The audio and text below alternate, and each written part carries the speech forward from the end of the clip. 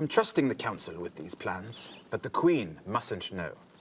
I can't have her meddling in affairs that could determine the future of the realm. There's too much at stake. Oh, yes, indeed. Yes, I shall be silent as the grave.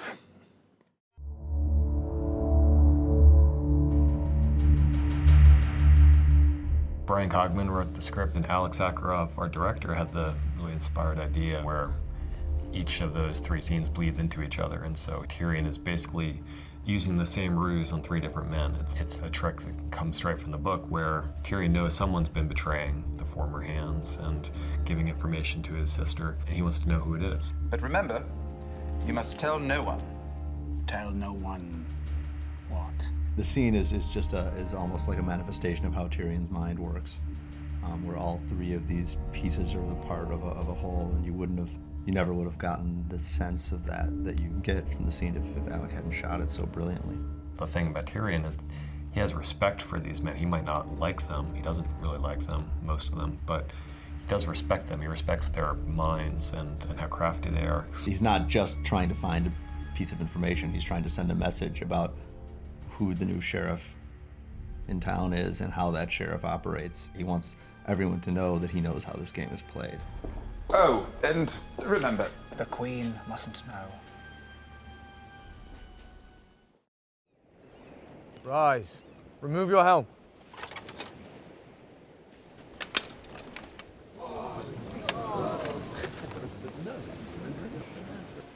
You are all your father promised and more, my lady. This is a deeply sexist world, and this is not a world where women are knights, and women are expected to be, if they're highborn women like Brienne is, she's expected to be a wife. She's not expected to be someone who's fighting on the battlefield or fighting in a melee with someone like Loras. Yield! I yield!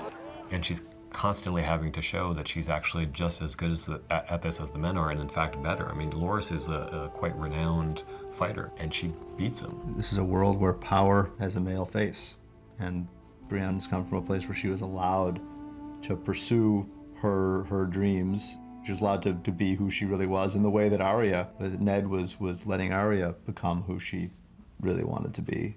And if it please you, Brienne's enough. I'm no lady.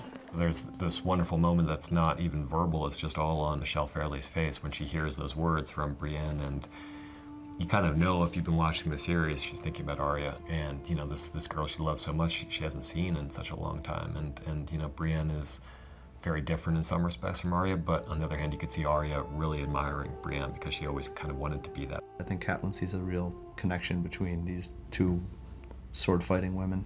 Rise, Brienne of the Kingsguard!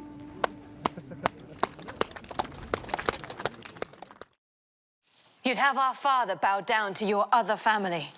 I have no other family. Don't you? Make your choice, Theon, and do it quickly. Our ships sail with or without you.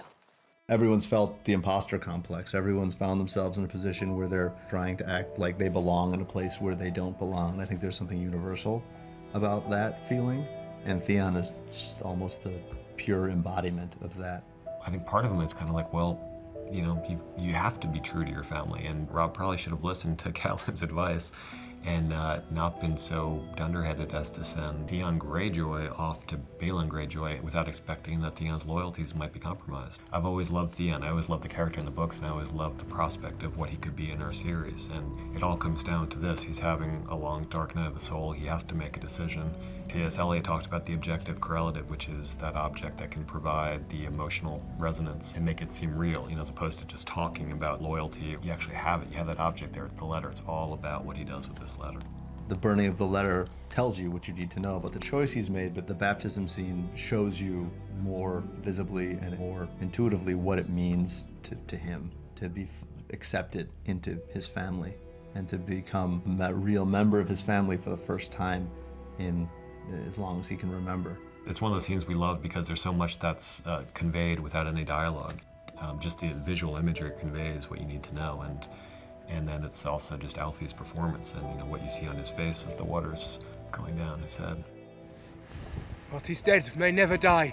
What is dead may never die, but rises again, harder and stronger.